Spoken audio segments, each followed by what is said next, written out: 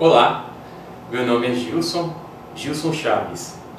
Eu sempre fui fascinado pelo jogo de xadrez, não só pela diversão, mas por ele ser uma ferramenta que desenvolve a concentração, a criatividade, a inteligência espacial, planejamento, raciocínio e memória, além de ser uma fonte inesgotável de lazer, prazer e cultura. Foi por isso que eu escolhi como título da minha palestra o tema Checkmate. O que o xadrez me ensinou no tabuleiro da vida, onde eu pego atributos, características do jogo de xadrez aplicados na nossa vida pessoal e profissional à procura de resultados positivos. Não importa se você sabe jogar xadrez, se você é um grande mestre ou nunca mexeu um peão. Os conceitos que eu vou apresentar são simples, então apenas relaxe e aproveite cada lance dessa nossa partida. Mas afinal, o que é o xadrez? De onde veio? Qual é a sua origem? Não se sabe ao certo qual é a origem do jogo de xadrez. Existem teorias que dizem que ele veio do Egito, da região do Cairo, o jogo de nobres. Outros estudiosos dizem que ele veio da Índia, de um jogo chamado chaturanga, e ele foi evoluindo até chegar no xadrez atual que nós temos. Os árabes foram um povo que desenvolveu muito o jogo de xadrez. Existe uma lenda, uma das versões dessa lenda, a lenda de Cissa. Cissa foi um monge, um vizir na versão árabe, que presenteou o rei com um tabuleiro de xadrez. O rei ficou tão fascinado com aquele jogo que resolveu retribuir esse presente para o Cissa e falou: o que você quer?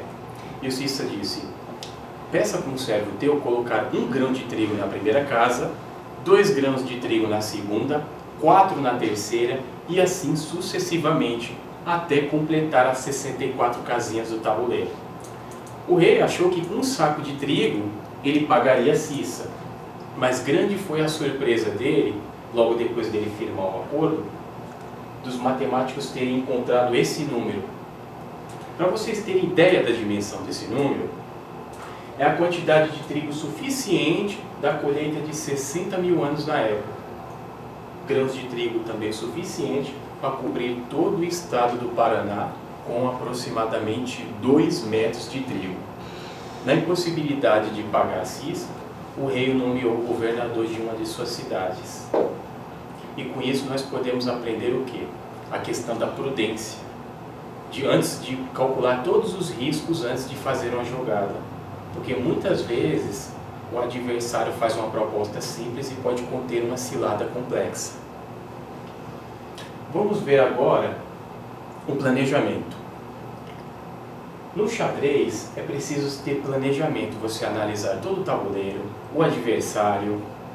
Não foi à toa que Sun Tzu falou: conhece-te a ti mesmo e ao teu inimigo e não temerás o resultado de 100 batalhas.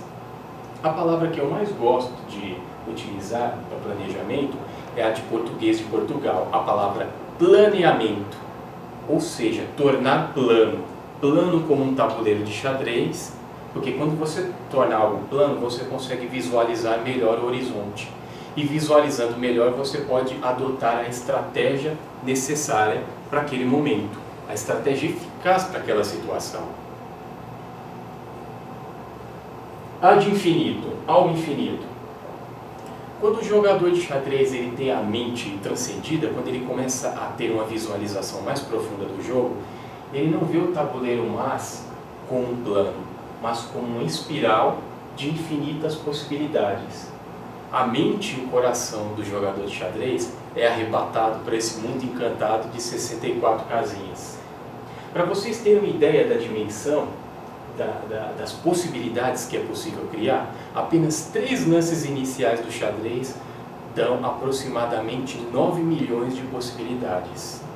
E no xadrez, assim como na nossa vida, também existem milhões de possibilidades. Quando você sai da sua casa, cada escolha que você faz te cria um universo, um ambiente diferente. Então, será que nós muitas vezes damos conta das possibilidades que temos e as que nós podemos criar? Então, tanto no tabuleiro de xadrez quanto fora, a vida é cheia de possibilidades.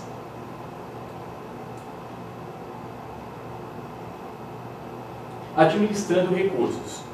Um recurso numeroso não é sinônimo de vitória. Muitas vezes o jogador de xadrez, ele sabe, o grande mestre de xadrez, ele sabe que administrar os recursos com sabedoria é muito mais importante do que ter uma grande quantidade de recursos.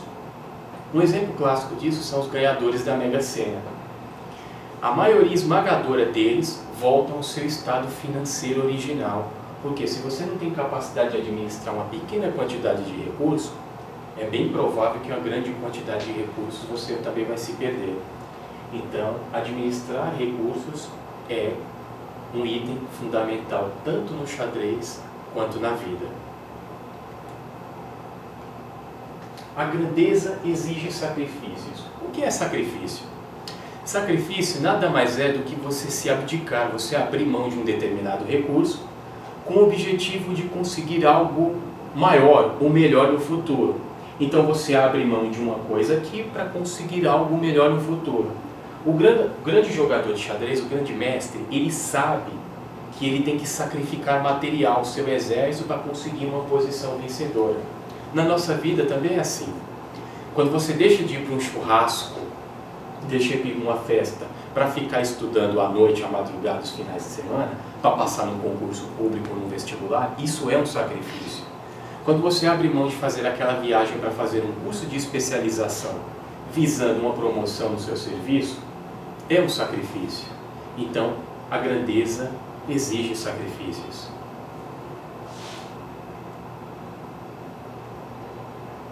O coração sobre o tabuleiro. Nem todo lance precisa ser lógico. Existem posições no tabuleiro de xadrez que você precisa de um computador para analisar, de tão complexa que é. E existem variantes que já são estudadas e são posições seguras, que é aquela que a maioria dos jogadores escolhem. Mas muitas vezes, nessa situação, existe um lance que traz consequências obscuras. Você sente uma intuição, você sente dentro do coração algo dizendo, vá lá, faça aquele lance. Nós, jogadores de xadrez, chamamos esse lance de coraçonata. Intuição é fazer o lance com o coração. E muitas vezes esse lance é o lance que arremata a partida de forma magistral. Eu quero aproveitar um momento e contar uma situação que aconteceu comigo no metrô de São Paulo. Eu me lembro que eu estava dentro do metrô e sentou assim na minha frente uma moça muito bonita, maravilhosa, cabelos negros, altas, olhos meio puxados. Nossa, eu me lembro até hoje. Então eu olhei para ela e algo me dizia dentro do meu coração. Vai lá, fala com ela, fala qualquer coisa, levanta, pergunte a hora, mas diga qualquer coisa. Mas existe um outro lado de mim, da zona de conforto, que dizia, não, fique aí. Ela vai te tratar mal, ela nem vai ligar para você. Então eu estava com um conflito, eu estava conflitante dentro de mim. E eu precisava tomar uma atitude. Então o que eu fiz? Eu olhei para ela, eu levantei, fui na direção dela e desci na minha estação. Mas antes eu olhei para trás. E quando eu olhei para trás, eu vi que ela olhou para mim, pela janela. E ela deu um leve sorriso. Até hoje, eu não sei se ela riu para mim ou riu de mim. Mas a dúvida me corrói até hoje, que muitas vezes o que a gente sente tristeza não foi do que a gente fez e deu errado, mas do que poderia ter feito, da dúvida que você não sabe qual é o resultado. Então, a gente tem que começar a agir mais com o coração. Nem todo lance correto precisa ser lógico, pois por falta de iniciativa minha, eu perdi a minha rainha. Zhuge-Wang. Zhuge-Wang é uma posição no xadrez na qual você fazer um lance estraga a posição, ou seja, a obrigação de fazer um lance estraga a posição. Resumindo, a posição ela é perfeita. O melhor lance a se fazer é não fazer movimento algum. Muitas vezes na nossa vida acontece o seguinte, tudo está indo bem, nós estamos na melhor posição possível. Nós estamos na melhor posição profissional, amorosa, e nós fazemos alguma coisa com a intenção de melhorar e acabamos colocando tudo a perder. Por quê?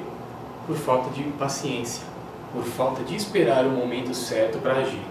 Então, muitas vezes é necessário ter paciência e esperar o momento certo para agir.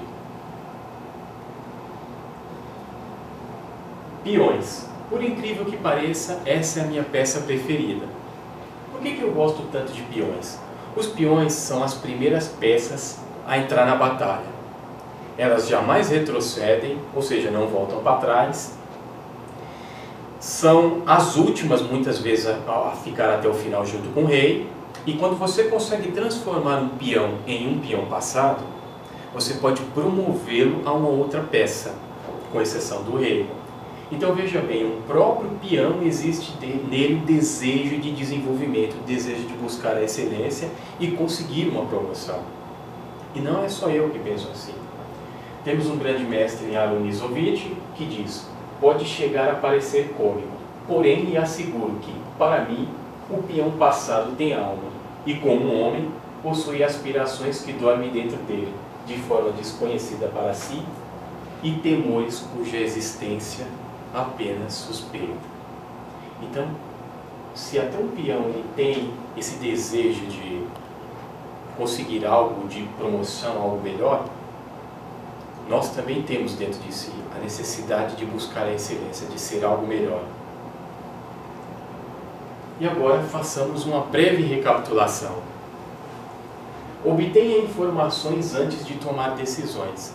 Lembre da prudência, da nossa lenda de Cícero.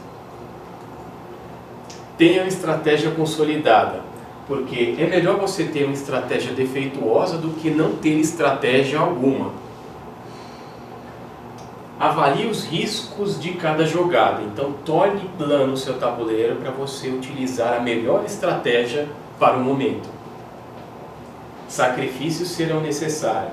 Lembre-se que é necessário sacrifícios para se chegar à grandeza.